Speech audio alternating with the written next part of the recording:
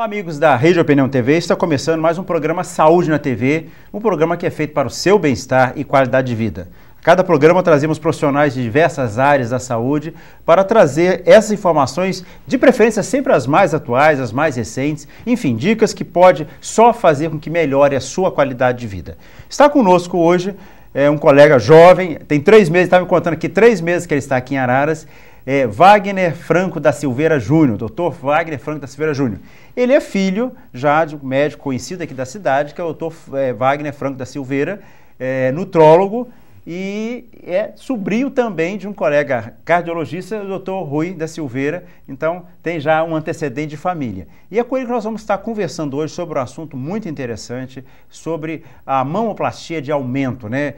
Muitas mulheres hoje, por questões de estética e outras tantas indicações, muitas vezes, e desejo, fazem essa cirurgia. Ele vai estar falando sobre isso, sobre esse assunto. Você que tem interesse, você que já fez ou que quer fazer, não sei, fica ligado porque nós vamos falar bastante sobre esse assunto hoje. Wagner, prazer muito grande receber aqui o nosso programa, receber aqui na cidade de Araras, seja bem-vindo, né? Como o mais novo cirurgião plástico aqui da nossa cidade. O prazer é todo meu, doutor Eliseu. Hoje a gente selecionou o tema de falar de mamoplastia de aumento, vamos dar algumas orientações sobre como é feita a cirurgia, como é o pós-operatório, e tentar explicar um pouco dessa cirurgia para as pacientes que tenham interesse possam ter uma possibilidade de procurar um cirurgião para fazer. Muito bem. Mas antes, Wagner, toda vez que eu trago um convidado médico novo aqui, ou de outra área da saúde, né, eu sempre gosto de saber um pouquinho, né? Então, já falei que você é filho do Dr. Wagner Franco da Silveira, mas você saiu de Araras, você foi para Ribeirão Preto, na USP, né? Foi a sua formação, foi lá? Eu fiquei 11 anos fora de Araras. Na realidade, 12, né? Fiz um ano de cursinho em São Paulo e depois fiz minha graduação de medicina na Faculdade de Medicina de Ribeirão Preto, da Universidade de São Paulo. A residência de cirurgia geral no mesmo hospital e a residência de cirurgia plástica também no mesmo hospital. Bacana, então realmente assim, uma experiência grande, né, e de uma faculdade de renome, que é a USP, né, de Ribeirão Preto. E então, já que desejamos sucesso na sua carreira aqui na cidade de Araras, já falava com você também há pouco, que eu entrevistei a sua irmã, dermatologista, né, há uns 3, 4 anos atrás, não me lembro, e você me dizia agora que ela já foi embora, né, que ela está em Fortaleza, né? A Camila se casou 3 anos atrás e acabou mudando para a cidade do marido, que é Fortaleza, e infelizmente ela não está mais na cidade. Tá legal. Então vamos falar sobre o assunto, né, Wagner, com relação a isso. Eu queria que você desse uma introdução sobre esse assunto, né, sobre as estatísticas, né, essa ainda é uma cirurgia muito procurada no contingente das cirurgias plásticas, a nível de Brasil, a nível de mundo. Como é que estão as indicações hoje da mamoplastia de aumento? O que se tem mais de dados de Brasil e Estados Unidos, ela é a segunda cirurgia mais feita, tanto aqui, de plástica estética, logicamente, tanto aqui quanto nos Estados Unidos. É uma cirurgia interessante por ter poucas complicações, um tempo cirúrgico baixo e, notadamente, uma cirurgia com alto índice de satisfação das pacientes, com uma mudança rápida e com um resultado muito previsível, o que deixa as pacientes muito satisfeitas. Wagner, hoje, né, nós vivemos, assim, se eu posso dizer, uma certa ditadura da estética, ditadura da beleza, né? Hoje a cirurgia plástica ganhou não só entre mulheres, como também entre homens, né? E a gente vê desde mulheres já de uma certa idade até as mais jovens fazendo cirurgia plástica. E a minha pergunta é, a partir de que idade, vamos dizer assim, hoje vocês fazem, né? Porque exageros e ações radicais a gente vê em muitos aspectos, em toda a área da medicina, mas até mesmo na cirurgia plástica. E a gente sabe que tem muita gente muito nova querendo fazer isso. É possível? A partir de que idade? Eu queria que você comentasse com relação à questão da idade, né? Não existe uma idade que seja uma regra. Porém, o ideal é que a paciente já tenha a sua mama formada com um corpo de adulto, que já tenha um corpo que vai ser o que ela vai carregar para a vida toda dela.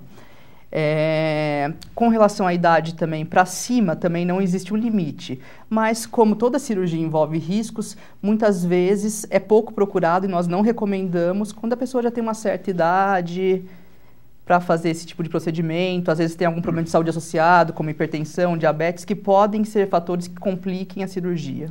E uma dúvida que a gente vê muitas pessoas, embora a gente tenha já muitas informações acerca da cirurgia, é com relação à questão assim, colocando a prótese, né? Pode a mulher depois amamentar, isso vai atrapalhar depois se ela vir a ter filhos, fazendo, é claro, muito jovem ainda? Independente da idade, a colocação da prótese ela pode interferir na amamentação, em pouquíssimos casos. Nós nunca vamos saber se uma paciente que colocou a prótese não vai conseguir amamentar por causa da prótese ou porque normalmente ela já não amamentaria. Tem uma certa porcentagem de pacientes que, independente da prótese, não vão conseguir amamentar quando elas tiverem filhos. E com relação a hoje também, já nas mulheres de um pouco mais idade, o exame de mamografia, né, na prevenção do câncer de mama, até que ponto a prótese pode atrapalhar? A prótese, ela dificulta um pouco a imagem da mamografia, porém as pacientes que têm prótese, estatisticamente, elas têm uma preocupação maior no segmento. Então, o que os estudos conseguem indicar é que essas pacientes, elas conseguem um diagnóstico precoce na eventualidade de um câncer de mama, que qualquer mulher está sujeita e que não está relacionado à prótese. Sim. E aí a pergunta, hoje a gente vê, eu pelo menos tenho visto na televisão, certos exageros, né? Que eu acho que aquilo é muito grande, mas o critério, né, do tamanho da prótese, né, isso é muito pessoal. Vocês, como o cirurgião plástico, ele sugere de acordo com o biotipo da pessoa, da altura, enfim, ou fica a bel prazer da paciente? A minha forma de trabalhar é procurar uma prótese que se encaixe no que eu julgo adequado do tamanho da paciente em relação às medidas corporais dela. Então, ela pode até me falar, olha, eu gostaria de um pouco mais aparente, um pouco maior, aparentemente maior, um pouco menor. Mas eu evito, não concordo com certos exageros. E não é porque a amiga dela conseguiu colocar um certo volume que ela vai conseguir colocar. Cada paciente é uma paciente, tem uma altura, tem uma largura de tórax e a gente tem que respeitar isso daí. Outra coisa importante é que na primeira prótese, quando eu faço a cirurgia, eu procuro não colocar um volume muito grande, porque isso aumenta a incidência de estrias na mama. Talvez numa segunda troca você até consiga colocar um volume maior, mas na primeira eu sempre tento não exagerar no volume. Quer dizer, então há uma possibilidade assim de colocar um tamanho e depois de algum tempo poderá trocar por uma maior. Isso é possível então? Isso é possível. Nenhuma prótese, antigamente as próteses tinham um tempo de duração. Havia uma recomendação antiga, famosa, de que com 10 anos você deveria trocar a prótese. As próteses de geração nova, que são dos últimos 5 a 10 anos para cá, elas não têm mais um tempo de duração. Mas recomenda-se que se façam exames periódicos para ver como que essa prótese está dentro do corpo da paciente. Com certeza, pelo menos um exame com 10 anos. E no momento que haja necessário uma troca, que a paciente queira um aumento de volume, realiza-se a troca. E essa avaliação com 10 anos, como é que ela é feita? Ultrassom?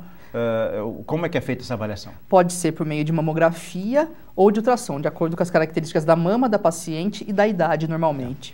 Wagner, eu sei que você parece que trouxe algumas imagens, não sei se você já gostaria de mostrar, porque eu tenho mais algumas perguntas, mas não sei Posso se você... mostrar. A primeira imagem é a imagem do posicionamento da prótese. As próteses de mama, elas podem ser colocadas em alguns planos. Ali, o plano mais à esquerda é o plano que ele está abaixo da glândula mamária. Cobertura, então, vai ser só pele e glândula mamária. O segundo plano, que é também bastante usado... A imagem do meio, né? A imagem do meio é quando você solta a parte inferior do músculo, cobre ele com a pele, a glândula e uma parte do músculo que cobre mais a parte de cima da prótese e não a parte de baixo. E a terceira imagem, quando você consegue cobrir ela, a margem mais da direita, completamente com o músculo. A escolha da posição que você vai colocar o implante vai depender principalmente se a paciente é muito magra. Para as pacientes muito magras, para que o implante não fique muito visível, com uma aparência às vezes um pouco artificial ou muito palpável, a gente acaba colocando debaixo do músculo. A maior parte dos casos, a melhor posição, o mais natural, o mais bonito, o mais adequado, vai acabar sendo colocado debaixo da glândula. Da glândula, né? Isso é claro, de acordo com a técnica que se usa e o que vai se... A cirurgia fica mais agressiva, mais sangrativa, enfim, demora mais. Sim, a manipulação do músculo o músculo tem uma vascularização maior, então tem um risco maior de sangramento. Não é um índice muito grande, mas em relação a colocar só abaixo da glândula, tem. Ok. Wagner, com relação à cirurgia em si, né? Hoje, sempre quando se fala de cirurgia, mesmo que seja cirurgia plástica, uma coisa eu vejo, as mulheres, de uma forma geral, são muito mais corajosas para fazer cirurgia, e quando fala que vai para ficar bonita, né? Elas vão mesmo e fazem. Mas sempre tem aquele receio, aquela coisa até da família, do marido, né? Com relação a riscos, né? É uma cirurgia tranquila, feita com anestesia geral, anestesia local, como é que é essa questão? A cirurgia pode ser feita com anestesia geral, pode ser feita com anestesia peridural, com a injeção nas costas, ou então com sedação com anestesia local. Isso vai ficar a critério principalmente do anestesista, que vai decidir qual anestesia que é mais segura para cada paciente e qual hospital que está mais adequado para se fazer cada anestesia. Ainda falando também um pouquinho da técnica operatória, né? Hoje, assim, a incisão, o corte é o menor possível, quer dizer, não fica aparecendo a cicatriz do corte por onde se colocou a prótese. Você toma esse cuidado com relação a isso? Uma das metas de qualquer cirurgião plástico é que as cicatrizes sejam o mínimo visíveis. Então, elas vão ser sempre posicionadas em sulcos naturais das pacientes ou em áreas de sombra para que elas não possam ser vistas. Eu até ia pedir que passassem a outra imagem que eu trouxe, que está mostrando as principais vias de colocação da prótese. A primeira, mais acima, é a incisão transaxilar. Ela é bastante usada na Europa e nos Estados Unidos. No Brasil não é tanto popular, são poucos cirurgiões que usam, porque no Brasil, como é um país mais quente, as mulheres tendem a usar mais camiseta regata, expor mais axila, acaba que é uma incisão que fica um pouco mais aparente muitas vezes. A segunda incisão que está ali, aqui está com o periareolar, que é embaixo da areola, mas ela pode ser através da areola também. É uma incisão também bastante usada, que a cicatriz, como a areola tem uma diferença de cor em relação à pele da mama, na maior parte das vezes fica muito pouco aparente. E a terceira incisão, que é a mais usada pela maior parte dos cirurgiões, também é uma das minhas vias de escolha, que é embaixo do sulco mamário, junto ao sulco mamário. Fica bem pouco aparente, é um lugar que, no geral, a cicatriz evolui muito bem. Wagner, o pós-operatório, é um pós-operatório doído, quer dizer assim, fica muito inchado, o paciente dói, como é que é o pós-operatório, de forma geral, né? Dor é uma questão individual de cada paciente. Porém, assim, a maior parte das pacientes costumam reclamar que, como você opera e não pode se deitar durante um mês sobre os implantes, você tem que dormir com a barriga para cima, elas ficam mais incomodadas da posição que dói e dá um pouco de dor nas costas do que a dor local na mama mesmo. Com relação à colocação da prótese, você dizia que hoje realmente então não existe mais aquele tempo em que tem que ser trocada a prótese. Mas pode eventualmente acontecer algum acidente, alguma intercorrência da prótese romper. Isso pode acontecer, com que frequência? E quais os sintomas, que consequências tem se o líquido se espalhar pelos tecidos? Queria que você comentasse um pouquinho sobre essa questão dessa intercorrência. Isso é uma intercorrência muito importante. Eu vou começar explicando que toda prótese ela vai ter uma cicatriz em volta dela, uma cicatriz interna em volta dela. Essa cicatriz pode evoluir de várias formas. Ela pode ser uma cicatriz imperceptível, pode ser uma cicatriz dura e visível por fora da mama, que quem olha consegue ver, e uma cicatriz dura, visível e dolorida. Isso pode interferir na troca da prótese com mais tempo ou menos tempo. Normalmente, quando a paciente tem dor, apesar de ser uma complicação pouco frequente, a gente acaba optando por troca da prótese por esse motivo. Ela pode ser ocasionada pela ruptura do implante. Os implantes modernos, eles são feitos com o que se chama de gel coesivo. O gel coesivo ele não é um gel líquido, então ele não é absorvido pela mama da paciente. Então, aqueles problemas que se tinham no passado de precisar, quando rompia o implante, tirar boa parte da mama da paciente junto para conseguir tirar o silicone que extravasou líquido para o meio da mama da paciente não acontece mais. A gente pode imaginar que é mais ou menos assim, como se você tivesse um pudim e você corta o pudim, ele não vaza. Você percebe que ele tem aquela consistência de gel, de endurecido, ele é meio mole, meio flexível, mas ele não vaza. A prótese de silicone atual funciona da mesma maneira. Normalmente, então, se ela romper, ela vai ficar dentro da cicatriz que eu falei que pode causar esse incômodo para a paciente. Sim. Agora uma pergunta ao contrário, vamos dizer, da expectativa. Às vezes a paciente pode colocar, e isso eu comecei a observar nos últimos anos. Você talvez aí, recém-saído aí da sua residência, universidade e tudo, mas você já tem percebido que no passado, houve uma corrida muito grande para a colocação e aumento a mamoplastia de aumento. Mas parece que houve uma retração nessa coisa e algumas mulheres depois quiseram ter os seios menores e coisa assim. Aquela paciente colocou que houve uma dilatação, uma expansão, melhor dizendo, né, da mama, e se por algum motivo acha que não ficou bem, enfim, e queira fazer ao contrário, né? E aí, como é que fica isso? As pacientes isso que tem fazem acontecido também? Tem acontecido, não é muito frequente. Normalmente a mulher que tem muita mama gosta de tirar e a mulher que tem pouca gosta de colocar. Mas quando isso acontece, a paciente quer tirar o implante, ou então ela já tem uma certa idade e gostaria de não ter o implante mais, você retira. Alguns casos realmente vai sobrar a pele, não são todos. A pele tem um poder de regressar. Então, alguns casos, se o implante não é muito grande, a distensão que foi feita na pele não foi muito grande, a paciente não tem uma pele muito fina, ela vai regredir num ponto que a paciente fica satisfeita com a mama que ela vai voltar a ter a partir daquele momento sem grandes problemas. Quando a paciente não vai ficar satisfeita, que o cirurgião plástico, quando conversa com ela e percebe isso, o ideal já é propor para ela que a gente retire na cirurgia o excesso de pele que a dilatação da pele do implante resultou. E nesse caso, eu digo, pode-se tirar por completo a prótese ou pode-se colocar uma menor. E aí você faz as devidas correções, né?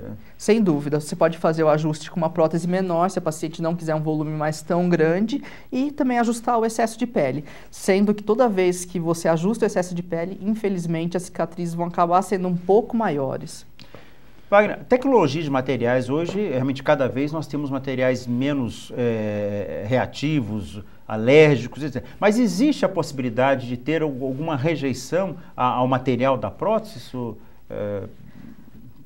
Não, o material da prótese, o silicone, ele é um material inerte no corpo humano. Não existe rejeição de silicone, ninguém faz rejeição ao silicone. O que pode acontecer é algumas complicações, como infecção, principalmente nos primeiros meses, logo que a paciente colocou a prótese, nos primeiros dias, sangramentos, que vão fazer com que você tenha que a incisão que você fez, o corte que você fez para colocar o implante, vai expor o implante. Uma vez que o implante está exposto, ele está suscetível à colonização pelas bactérias que tem normalmente na pele da paciente. Então, esse é um implante que ele não vai poder mais ser usado, ele vai ter que ser retirado, mas isso não foi uma rejeição. Sim.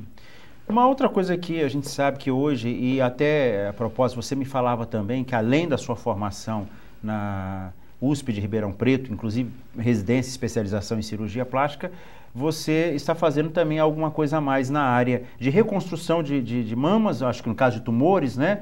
E na área de queimados, que hoje você também atende aqui na cidade de Limeira, no setor de queimados, da Santa Casa, né, de Limeira? A Santa Casa de Limeira. Falando das reconstruções, nós sabemos hoje que muitas mulheres hoje, por tumores de mamas, têm que fazer a retirada, a mastectomia radical, e depois, hoje a gente sabe que há essa possibilidade de fazer a reconstrução da mama que tirou, né? Enfim, eu queria que você falasse um pouquinho sobre isso para a gente. A reconstrução de mama é uma coisa muito importante para a mulher que passou pelo trauma do tumor de mama. E a qualidade de vida que a gente consegue dar para essa mulher é uma coisa que satisfaz muito o cirurgião plástico. Alguns casos são muito desafiantes, porque a retirada muitas vezes é grande, sai muita mama, sai muito pele. Se você não tentasse reconstruir, ela ficaria com uma ferida grande, uma mama muito distorcida. Isso incomoda muito a mulher que passou por isso. Só quem passou pode falar isso. No arsenal da reconstrução também existem muitas técnicas. Acho que as principais vão ser os retalhos, a distância, que você pode levar pele e um pouco de gordura, às vezes músculo, tanto da região abdominal, quanto da lateral da mama, quanto das costas. São cirurgias maiores para os pacientes que precisam disso. E uma outra técnica interessante para alguns casos selecionados, que às vezes também propicia uma reconstrução adequada, quando ele tira muita mama, mas consegue fechar a pele, é colocar como se fosse uma bolsinha de silicone que funciona como uma bexiga. Você vai depois no consultório, aos poucos, enchendo de soro, e a pele da paciente embaixo dessa cicatriz e acima dessa bolsinha começa a distender até que você tenha a possibilidade de trocar para um implante de silicone, como é usado numa mamoplastia de aumento normal, definitivamente. Essa bolsinha que você fala são os expansores, Os né? expansores de pele, exatamente. Sim, e com relação a essa reconstrução, muitas vezes se faz em mais de um tempo, né? Isso aí, muitas vezes há necessidade, né? Dificilmente você vai conseguir fazer a reconstrução em menos que 3 tempos. Normalmente vai ter o tempo da mastectomia, em que pode ser realizado nesse momento a primeira etapa de reconstrução, ou a critério da equipe, tanto do mastologista que tirou o tumor, quanto do cirurgião plástico, que é quem vai reconstruir, de reconstruir na hora ou postergar o caso depois que vierem os resultados das biópsias, tudo. O segundo tempo, normalmente, é que, como você faz uma reconstrução completa. São pacientes, normalmente, que têm mais de 40, 45, 50 anos. Então, normalmente, ele já tem uma queda da mama do outro lado. Você vai acabar optando por fazer o que a gente chama de simetrização, que é fazer o ajuste dessa mama para que ela suba para uma altura próximo do resultado que você conseguiu dar na mama reconstruída. E, normalmente, o último tempo, sempre da cirurgia, é fazer um pequeno retalho local e a tatuagem da papila e da areola. Ah, sim. Quer dizer, então, naqueles casos, você hoje consegue se fazer, inclusive, a tatuagem e ficando bem próximo ao natural, Wagner? Bem próximo ao natural. Os resultados, muitas vezes, são surpreendentes. E uma coisa que eu achei interessante que você falou é que, em muitos casos, já no tempo da mastectomia, ou seja, na retirada do tumor, já pode se iniciar o processo de reconstrução. O ideal é isso, para que a paciente tenha menos trauma com relação a esse período de vida difícil que ela vem passando, que ela consiga já ser reconstruída ou iniciar sua reconstrução logo no momento da mastectomia. Muitas vezes, infelizmente, não é possível e acaba sendo deixado para um segundo tempo. Agora, falando um pouquinho, nós falamos bastante, né, sobre a questão da mamoplastia de aumento na mulher, na reconstrução, como nós falamos. Agora eu quero fazer uma pergunta, porque eu sei que também o segmento masculino também está ficando cada vez mais vaidoso, né? O metrosexual que hoje se fala, enfim. E a gente sabe que estão existindo algumas próteses hoje de peitoral, né? Isso para que ele tenha aquela aparência, né? Do homem forte. Do homem forte, o tórax, né? E isso fala um pouco para a gente sobre isso. Isso hoje está sendo uma realidade, está tendo muita procura. Até que ponto essas próteses, não sei se são próteses especificamente, eu queria que você me explicasse um pouquinho mais sobre isso. São próteses de silicone também, assim como a prótese mamária, mas o formato delas é diferente, logicamente, para elas ficar com a aparência de uma mama feminina, né? Elas vão ter um formato um pouco mais quadrado, e quando a gente faz esse tipo de implante, normalmente eles são colocados abaixo do músculo, para que fique aquele quadrado embaixo do músculo aqui no tórax do paciente homem, e a gente evita que as incisões sejam colocadas nos mesmos lugares das pacientes femininas, para não ficar com o estigma de uma paciente feminina para o homem que procurou isso. A procura vem aumentando realmente, mas ainda não é uma coisa tão frequente assim. Os homens ainda têm um certo preconceito, né? Digamos assim. E as indicações mais seriam naqueles homens mais magros, às vezes até um pouco meio raquítico, assim, que tem aquele tórax, que eu acho assim, os obesos de uma forma geral, só se fizerem um completo, tirar da barriga, uma abdominoplastia, né, e colocação. As indicações são os homens que já conseguiram hipertrofiar a sua musculatura por meio da academia e que ainda querem um resultado um pouco melhor. Lógico que o cirurgião plástico vai ter que avaliar isso daí e concordar. Tem muita gente que acha que não está legal e a gente fala, olha, infelizmente, o que você quer chegar não é o resultado que eu consigo te dar. Então a gente vai ter que entrar num alinhamento. Não é todo mundo que é candidato para isso. E aí você falou, porque eu queria fechar justamente a entrevista colocando que essa questão, muitas vezes, do resultado da cirurgia plástica, nem sempre é o que a pessoa imagina, porque às vezes a pessoa cria na mente, idealiza porque viu uma atriz famosa, enfim, e quer se parecer, quer ter o mesmo resultado. Isso aí é uma coisa que vocês também, eu acho que na relação médico-paciente, com relação a resultados da cirurgia plástica, isso é uma coisa importante de se falar, não é, Wagner? Isso é muito importante, a gente tem que conversar muito com a paciente. A paciente, antes de tudo, tem que ter uma confiança no cirurgião que ela escolheu, independente de quem for. Eu, como sou cirurgião plástico, uma formação, tenho título de especialista, recomendo como critério da sociedade que cirurgia plástica só seja feita por cirurgião plástico, que é uma pessoa que pelo menos tem um crédito da Sociedade Brasileira de Cirurgia Plástica, que tem uma formação para isso. E tem que pegar confiança nesse cirurgião plástico. Se você não gostou dele, quiser uma segunda opinião, isso não está errado. Você deve fazer isso. E para você conseguir que o cirurgião te mostre fotos dos resultados que ele já teve, ou então de resultados de trabalho científico, se ele não quiser expor as pacientes dele, para você conseguir chegar no alinhamento do que é possível entregar com a cirurgia para cada paciente. Sim, para não criar uma falsa expectativa, né, de resultado. Exatamente. Né? Muito bem. Wagner, um prazer muito grande tê-lo aqui. O nosso tempo aqui passa rápido demais, a gente vê esse bate-papo aqui, né? Mas, assim, você hoje chegou, como você diz, há 3 meses você está aqui em Araras, atendendo ali junto na clínica do seu pai, né? Junto, agora nós estamos trabalhando juntos. Rua Colômbia 241. Rua Colômbia 241, telefone de contato? 3541-5606. E você também, como você dizia, você está fazendo alguma coisa a mais no Perola Byton, né? O Hospital Perola Byton é um hospital que atende, é o Centro de Referência de Saúde da Mulher do Estado de São Paulo. É o 3º maior hospital do mundo em atendimento de câncer de mama. E lá você é reconstrução que você Lá tá eu fazendo, trabalho, né? Só com reconstrução, uma especialização em reconstrução de mama. Sim. E aqui em Limeira também, no Centro de Queimados da Santa Casa, Na né? unidade de tratamento de queimaduras da Santa Casa de Limeira também tenho trabalhado, além de consultório. Ok. Nós queremos agradecer muito a sua presença, desejar sucesso na sua carreira aqui, né, que está começando aqui em Araras. Um abraço ao seu pai, seu tio, o Rui, cardiologista, e as suas palavras finais. Eu queria agradecer pela oportunidade de poder explicar um pouquinho de como que a atuação do cirurgião plástico, em especial, como que eu vejo essas coisas. O prazer, com certeza, foi todo meu, é muito bom conversar com o senhor. E acho que... Ok. E nós vamos estar marcando uma outra vez, se você puder trazer aqui para nós, falar de outro assunto, enfim. Cirurgia plástica hoje está em alta, né? Todas as mulheres, homens, como nós dizemos há pouco, né? Que estão partindo realmente, e realmente traz alguma coisa melhor na qualidade de vida, eu digo até mesmo estética e social, bem-estar emocional, né? Eu acho que hoje isso é a realidade também da cirurgia plástica, né? O conceito de saúde moderna é o bem-estar físico, psíquico e social da pessoa. Não é simplesmente físico, mas que você só trata a doença. Então, a pessoa estando de bem com ela é uma pessoa que realmente está saudável. Ok.